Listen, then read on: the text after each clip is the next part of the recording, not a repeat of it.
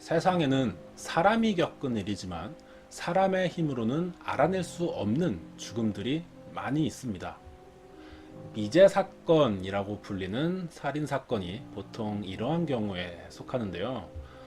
아무리 선진화된 과학 수사와 프로파일링 기법을 동원해서 수사를 한다고 해도 완전하지 못한 인간이 알아낼 수 있는 비밀에는 한계가 있는 것이 사실입니다. 경찰이 할 수 있는 모든 수사 기법과 심리학까지 동원해서 사건의 실체를 밝혀내려고 하지만 아직까지 진상이 밝혀지지 못한 채 사람들의 기억에서 잊혀져 가고 있는 미제 사건은 점점 늘어만 가고 있습니다.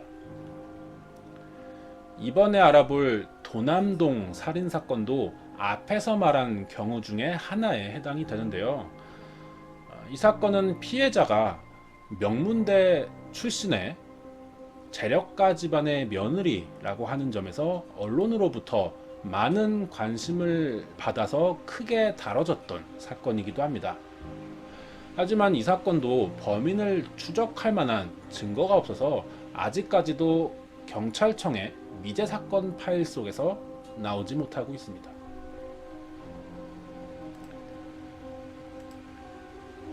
이날이 2005년 6월 16일 서울시 성북구 도남동이었습니다. 이 아파트에서 계단을 바쁘게 내려가고 있는 남성이 있었어요. 이 남성은 집 현관문마다 전단지를 붙이는 아르바이트생이었습니다.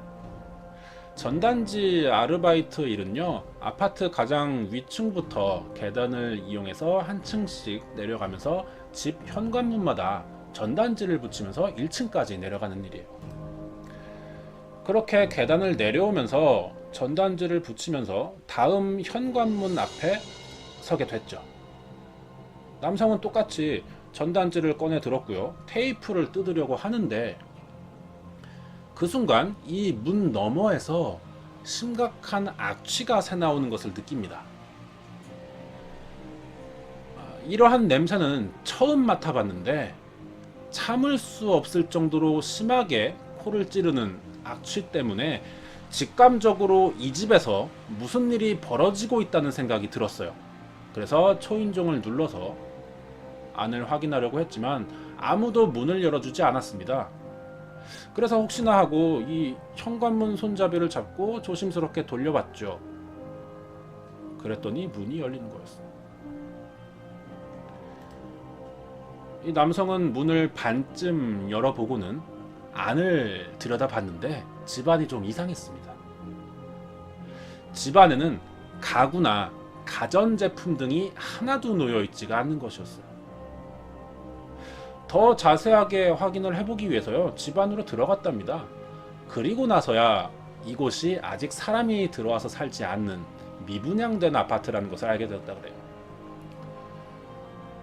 그러자니 더 이상했죠. 아직 사람이 살지도 않는 곳인데 왜 이렇게 심한 냄새가 나지? 하는 생각이 들었답니다. 이 남성은 머릿속이 복잡해지기 시작했다고 합니다. 그렇게 거실로 들어와서 냄새가 나는 곳을 찾으면서 집안을 둘러봤는데 화장실과 베란다, 다른 방문들은 다 활짝 열려 있었는데 유독 이 안방만이 굳게 닫혀 있다는 걸 보게 되는 거죠.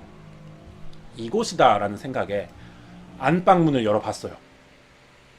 하지만 막상 방 안에는 아무것도 눈에 보이는 것이 없었습니다. 하지만 악취는 더 심해지고 있다는 것을 느꼈어요.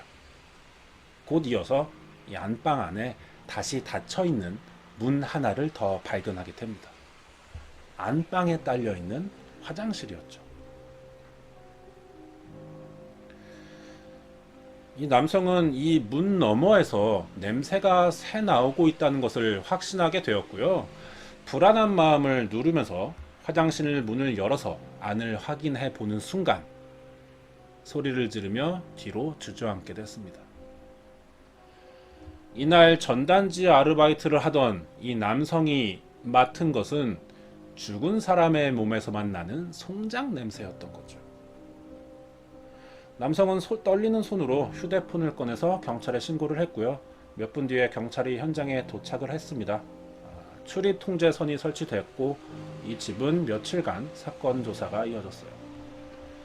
12년 전에 발생한 도남동 살인사건은 이렇게 사람들에게 알려지게 됩니다. 첫 발견 당시 사망자는 여성으로 발견 당시에 겉옷이 찢어져 있고 속옷은 벗겨진 채로 안방 욕실에 쓰러져 있었어요. 이때가 6월 달이었거든요. 막 더워지기 시작했을 때여서 사체가 얼굴을 알아보지 못할 정도로 부패가 심하게 진행된 상태였었다고 합니다. 옷이 벗겨졌다는 것은 성폭행의 가능성을 좀 염두에 둬야 하지만 사체의 부패가 워낙에 심각하게 진행이 되어서요. 폭행이나 결박 흔적조차도 좀 눈으로는 감별되지 않을 정도였다고 합니다. 정밀한 조사를 해야겠죠. 그래서 부검을 해봤지만 국립과학수사연구소에서도 사체의 부패 정도가 너무 심해서 정확한 사인을 알 수 없다라고 하는 결과가 나왔어요. 하의가 벗겨지기는 했지만 성폭행의 흔적을 발견할 수가 없는 상태였던 거죠. 한마디로 시체는 있지만 물증이 없는 의문의 살인사건이었습니다. 경찰은 시체 주변과 지니고 있던 소지품 등으로 사망자의 신원을 확인을 했습니다. 이 여성은 지방에서 대학교를 다니던 도중에 1년 전 수백억 원대의 부동산을 보유하고 있는 재력가 집안의 아들과 결혼한 뒤에 명문대로 편입을 했고요. 사건이 일어난 2005년 초에 졸업을 했던 30살 이 씨로 최종 확인이 됐습니다. 이 명문대 출신의 준재벌 집안 며느리의 죽음은요, 처음부터 끝까지가 모든 것들이 미스테리였어요. 겉으로 보기에는 남부러울 것 하나 없는 이 씨 여성이 아무 관계도 없는 이 빈집에서 사체로 발견된 것 자체가 의문의 시작이었던 거죠. 사건도 사건이지만 가장 처음 궁금할 수 있는 부분은요, 왜 장소가 이곳이었냐 하는 겁니다. 이 씨가 스스로 이곳에 온 것인지 아니면 누군가에 의해서 어쩔 수 없이 끌려오게 됐던 건지, 돈 많은 사람들만 모여 산다고 하는 서울시 외곽 지역에서 거주하던 이 씨가 아무런 관계도 없이 멀리 떨어진 곳에 이 미분양 아파트까지 와야 할 이유가 없었거든요. 그렇다고 해서 사건을 풀어나갈 방법이 전혀 없는 것은 또 아니었습니다. 현장에는 작은 단서가 존재하고 있었어요. 이 사건의 특징은요, 사체 발견 장소가 미분양된 아파트라는 겁니다. 이곳의 미분양 아파트들은요, 아직 세입자가 들어오지 않았을 경우 현관 자동 잠금 장치 도어락이요, 비밀번호가 모두 0000으로 설정되어 있다는 것이 경찰이 확인했던 부분이죠. 따라서 입주자가 이사와서 이 도어락의 비밀번호를 바꾸기 전에는 누구나 이 아파트의 빈집에 들어갈 수 있다 라는 사실이 되기 때문에 이것을 이용해서 누군가가 의도적으로 피해자를 이곳에 유인해서 살해했을 가능성을 생각해 볼 수가 있습니다. 거기에 만약 이 씨가 끌려간 것이 아니라 순순히 누군가를 따라간 것이라면은 분명 이 씨와 친분이 있는 면식범의 소행일 가능성이 높다라고 하는 추측도 가능해졌죠. 경찰은 이 씨가 자신과 아무런 관련이 없는 도남동의 미분양 아파트에 들어간 이 이유만 밝혀낸다라면은 범인을 잡는 것이 의외로 쉬울 수도 있겠다라는 생각을 해서요, 이 현장에서 며칠간 주변 탐문 조사를 벌였어요. 그래서 피해자 주변 인물과 미분양 아파트 간의 관련성을 조사를 해봤지만 결국 접점을 찾지 못해서요, 언제 누구와 이 아파트에 들어갔는지를 알아내지는 못합니다. 그 사이 국과수로부터 사체의 정밀 감식 결과가 도착을 했어요. 경찰이 눈여겨서 본 부분은요, 이 씨의 혈중 알코올 농도가 0.15%였다는 사실이었죠.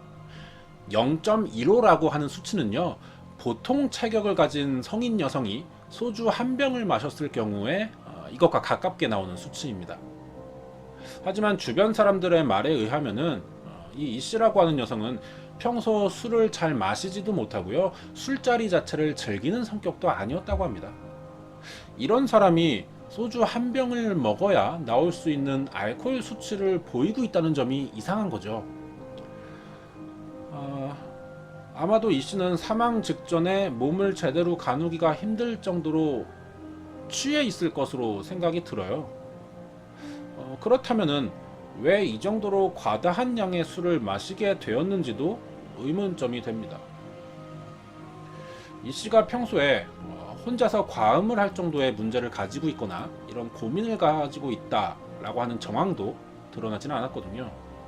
거기에 술을 즐기는 편은 아니었기 때문에 혼자 술을 마셨을 것이다 라고 생각이 들지도 않고요. 분명히 이날 피해자와 같이 술을 마신 사람이 있었을 거라는 생각이 들어요.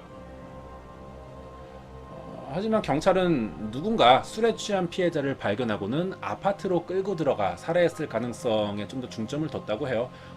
그쪽으로 다각도의 수사를 진행해 봤습니다. 하지만 이런 식의 단순 강도에 의한 우발적인 범행이다 라고 보기에는 의심스러운 부분이 상당히 많거든요. 우선 이 씨는요, 사체로 발견되기 일주일 전부터 이미 행방불명으로 이미 실종 신고가 돼 있는 상태였어요. 사체 발견되기 일주일 전인 6월 9일이었다고 합니다. 오후 2시쯤에 자신이 졸업한 대학교 안에 위치하고 있는 은행에 폐쇄로 화면에 찍혔던 것이 마지막이고요. 이 이후에 이 씨를 봤다고 하는 사람을 찾을 수가 없었습니다. 이 사건에서 경찰이 가지고 있는 단서라고는 형체조차 온전하지 못한 부패된 시체 하나뿐이었습니다. 사건 발생 전 이 씨의 행적이 분명하지 않다가 부패된 시체가 발견된 것을 두고 생각을 해보자면은 아마도 실종 당일날 피살되지 않았을까 하는 생각도 드는데요. 거기에 발견 당시 피해자의 소지품이나 현금이 없어지지 않은 점으로 봐서는 강도 살인의 가능성은 낮아 보이고, 하지만 경찰 생각은 또 반대였어요. 이 씨가 준 재벌가의 며느리다라는 점을 감안을 했을 때 누군가의 재산을 노리고 접근했다가 뜻대로 되지 않자 우발적으로 살해했을 가능성과 어떤 원한에 의한 청부 살인의 가능성을 생각해 봤다고 합니다. 이것을 근거로 경찰은 이 씨 주변 인물들을 상대로 탐문 수사를 다시 시작해 봤어요. 피해자가 평소에 자주 드나들던 장소가 자신이 졸업한 대학교 주변이었다 라고 하는 주변인들의 증언으로요, 교내에서 가깝게 지내던 사람들을 집중적으로 조사해 봤던 거죠. 여기서 의심스러운 정황이 하나 포착이 됩니다. 이 씨는 다니던 학교에 교수인 박 씨라고 하는 남성과 특히 가깝게 지내고 있었다라는 사실이 드러났던 거죠. 유력할 수도 있지만 동시에 수사하기가 굉장히 까다로운 정황이었던 겁니다. 이건 왜냐하면은 이 남녀 관계가 얽힌 사건은요, 당사자들에게 상당히 민감한 문제로 다가올 수가 있기 때문에 경찰이 조심스럽게 접근할 수가 없는 부분이죠. 이런 것들이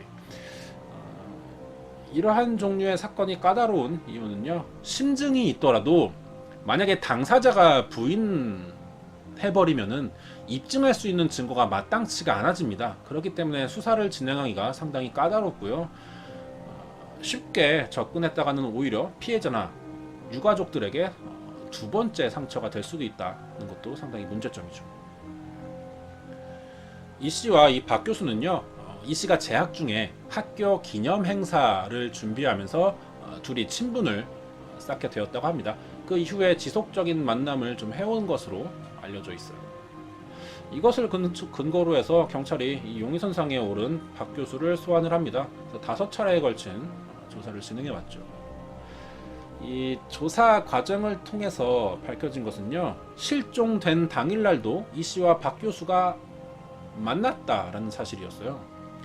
박 교수는 이 씨가 실종되던 9일 낮 12시쯤에 자신의 연구실에서 이 씨와 함께 도시락을 먹으면서 같이 시간을 보냈던 것이 확인이 됩니다.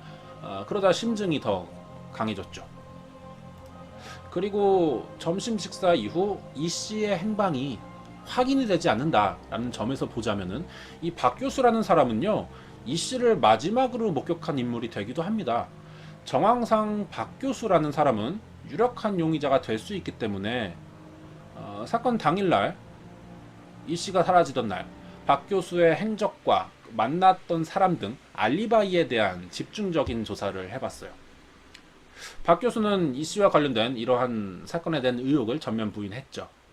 자신이 그날 연구실에서 이 씨와 함께 밥을 먹은 것은 사실이지만 이 씨의 죽음에 대해서는 아는 것이 전혀 없고, 낮에 같이 있던 것은 사실이지만 헤어진 뒤에 이 씨의 행적에 대해서는 아는 바가 없다는 주장이었습니다.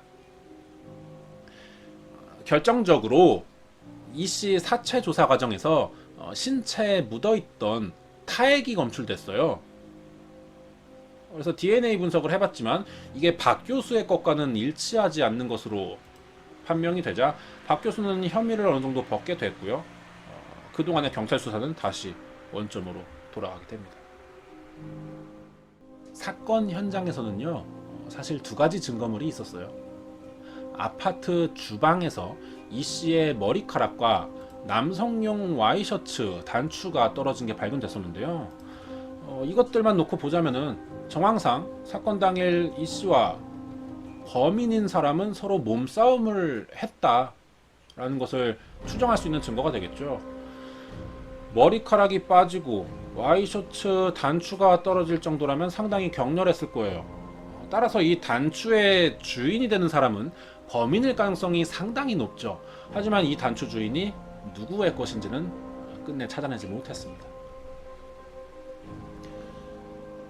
잠깐 용의선상에 올랐었던 그 박 교수와 그 부인, 그리고 사망한 이 씨의 주변 인물들까지 모두 재조사를 다시 실시해봤습니다. 하지만 이상한 점이 보이는 인물은 끝내 나타나지 않았어요. 해결할 실마리가 보이지 않자 이 씨의 남편과 가족들을 상대로 다시 조사를 해봤더니 여기에서 예전에는 드러나지 않았었던 이 씨의 결혼 생활의 문제점이 보였습니다. 겉으로 보기에는 큰 문제가 없는 것 같았지만 애초에 준재벌급인 시댁과의 집안 환경 차이가 있는 데다가 부부간의 성격 차이로 인한 갈등도 겪고 있었다는 거였죠. 대기업에서 근무하다가 서울의 명문대 대학원에 진학을 했고 내성적이고 조용한 성격을 가지고 있던 남편과는 반대로 이 씨는 활발하고 사교적인 성격을 가지고 있었기 때문에 결혼 생활을 상당히 답답해해 오고 있었고요. 남편과의 성격 차이로 인한 고민을 평소 그 박 교수에게 털어놓기도 했다는 학교 사람들의 증언이 있었습니다. 하지만 실제로 이 씨와 박 교수가 정말 어떤 관계였는지, 이 씨의 남편은 이 두 사람의 사이에 대해서 알고 있는지가 확인이 되지 않았고요. 남편과의 결혼 생활이 원만하지 않았더라도 어떤 파탄이 날 정도의 불화까지는 없었던 것으로 확인이 됩니다. 이 씨의 학교 지인들도 조사를 해봤어요. 하지만 평소에 이 씨 여성은요, 원만한 학교 생활을 해왔었고 지인들 사이에서도 상당히 평판이 좋았었기 때문에 여기서도 단서가 될 정황은 나오지 않았습니다. 경찰은 현재 이 사건을 다각도로 조사를 하면서 가능한 모든 가능성을 열어두고 이 씨와 친분을 가지고 있던 특정 인물들에 대한 심층 수사를 벌이고 있지만 아직까지도 특별한 혐의점을 발견하지 못하고 있는 상태입니다. 이 씨가 연고도 없는 이 미분양 아파트에 들어간 이유와 사건 현장에 떨어져 있는 와이셔츠 단추의 주인이 대체 누구인지, 평소 술을 잘 하지도 않는 여성이 만취할 정도로 술을 마시게 된 이유는 무엇인지, 이 사건이 벌어진 뒤 12년의 시간이 지났지만 아직까지도 이 씨의 죽음을 둘러싸고 있는 의문점들은요, 단 한 가지도 해결이 되지 않고 있습니다. 이 사건은 현재 미제 상태로 남아있는 2005년 6월 16일에 발생했었던 도남동 살인사건이었습니다.